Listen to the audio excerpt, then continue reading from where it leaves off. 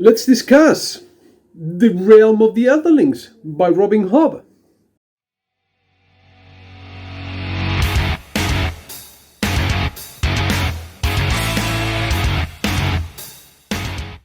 Hello, good morning, good afternoon, good evening, wherever you're in the world. It's Jose here, welcoming you to another episode of Amazing Worlds, where today I am going to be reviewing / suggesting whether Realm of the Elderlings is for you. So, what is Realm of the Elderlings?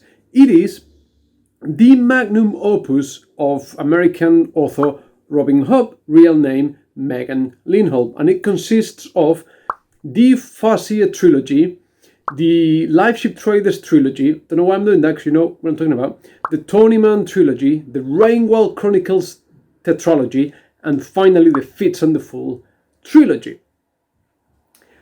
Plus, there is a prequel novella called The Willful Princess and the Piebald Prince, which fits in somewhere. It predates all events in there, which, if you are one of those completist readers, perhaps should be read before you get to Tawnyman. So either at the very beginning or just before starting the Tawnyman trilogy. Is this series for me, you, if you're watching? Right, so I've got my trusty notes here, jotted down some thoughts. Is this for me? Well, the answer is no, it's not for you if you like fast-paced stories, if you like big action scenes, if you like complicated magic systems, or if you like rich fantastical worlds of wonder and recreation.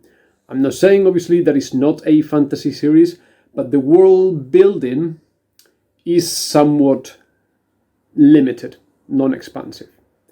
I mean to say the world feels small, but the world building here, it takes place most of the time in the Six Duchies part of the world, which is your very quintessentially typical medieval European kind of nobility, castles, etc.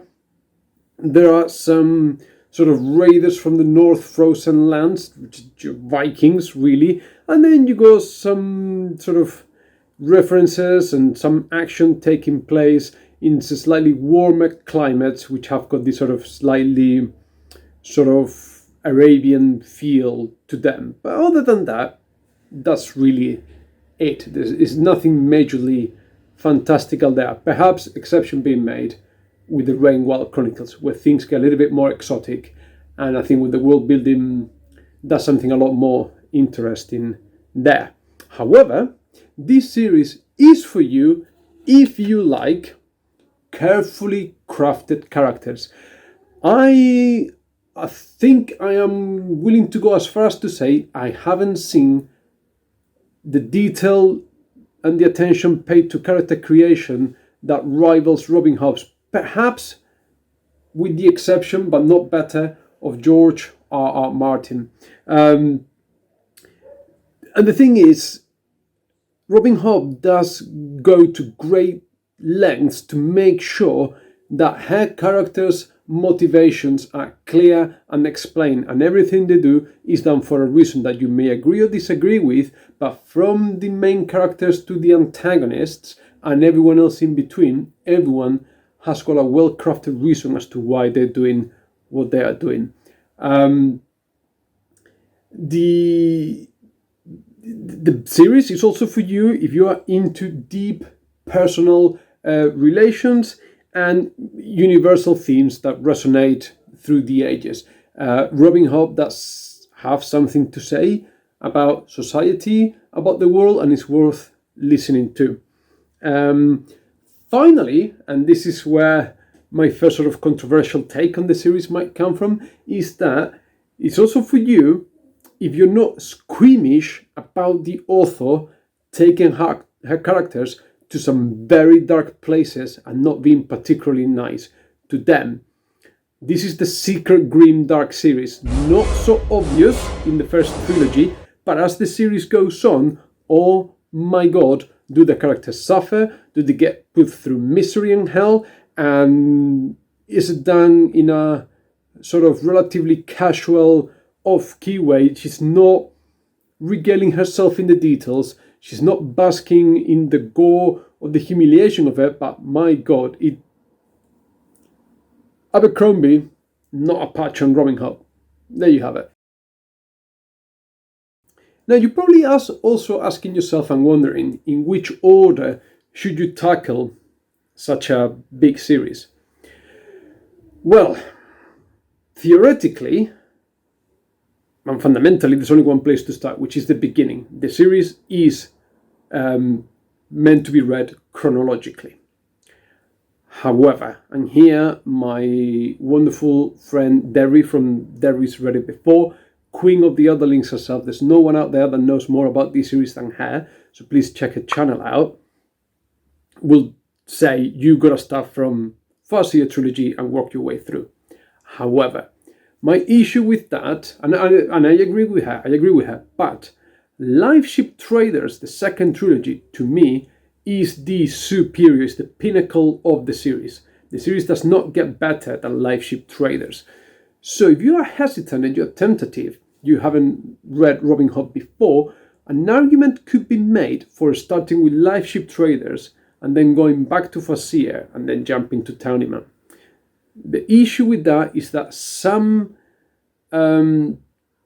events of Farseer trilogy are referenced, and it's not essential to have read it, but some events and characters are referenced that you'll miss all of that, and it won't make as much sense as if you read it chronologically. Now, the other question that people I have seen ask around, and it happened to me as well, is that if you are into these kind of books, when you read Farseer trilogy, you are going to fall in love with the characters of Fitz and the Fool. Probably some of the best characters in the whole of fantasy that I have read.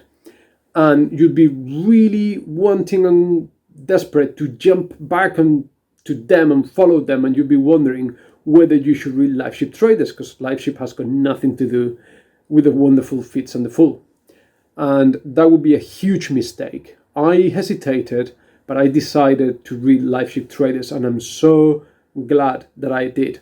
First of all, because even though you won't believe it, Live Ship Traders is a better, much more well-rounded, crafted story with equally likable and hateful and all-round sound characters. But also because, as Derry says, the whole thing is called Realm of the Elderlings. Everything, not just the Fitz and the Fool 3 trilogies. So to get a sense and understand everything that is happening, you need to read Realm of the Elderlings. You need to read the whole thing, and if you can, read it chronologically. Now, so how good is it?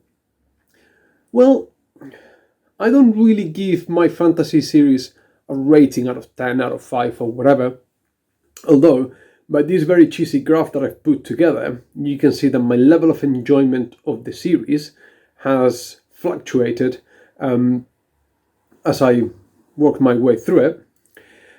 I think I'm starting to realize I'm a fairly hard to please reader, so I'm not gonna gush out here about Realm of the Elderlings, but I was thinking about it, and possibly it's one of my all-time top 5 favorite series. It will probably work its way into the top 5 series. I'm not going to discuss what the other ones are, but all in all, possibly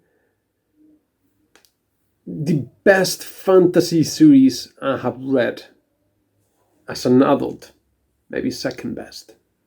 So, for all the reasons that I've mentioned before. Are there any flaws in this series? Of course there are. Not every fantasy writer can be J.R.R. Tolkien, and even Tolkien has got its flaws. Not very many, but everyone does.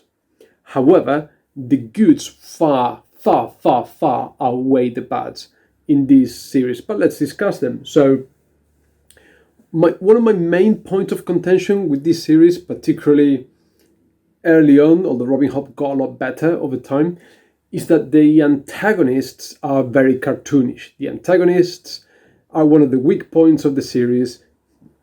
Derry calls them mustache-twirling villains, to the point where, in my opinion, they do evil, bad things for the sake of being bad and evil. Like, these guys are not really thinking things through, which kind of contradicts my earlier point about well-crafted characters. So have a think about that.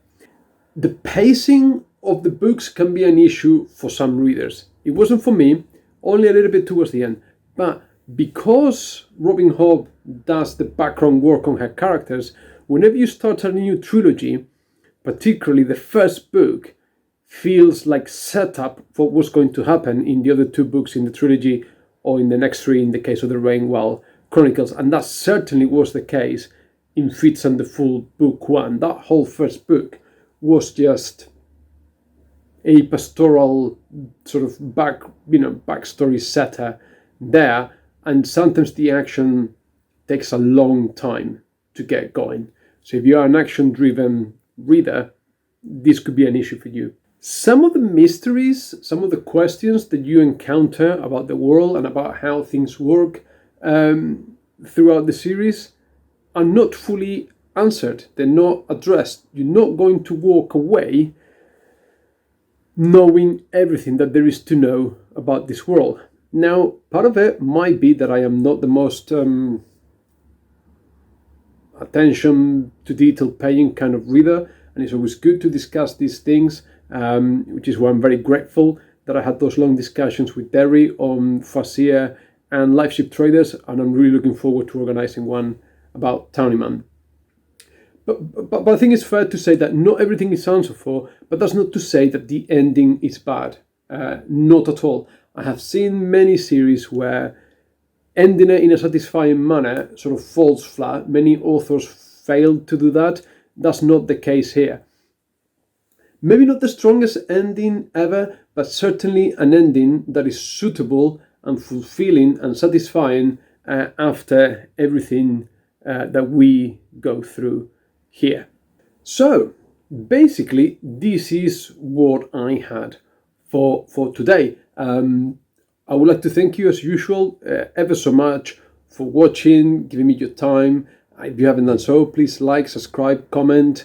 Let me know what you think. I know this is not a full in-depth review, but I didn't want to go into spoiler territory. For that, I've got my other videos on the playlist where I've sort of unpicked a little bit more each one of the separate trilogies within the series.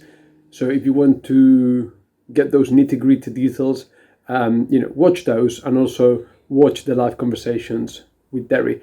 But anyway, I hope you found the video helpful and informative. Take lots and lots of care, and I'll see you soon. Bye.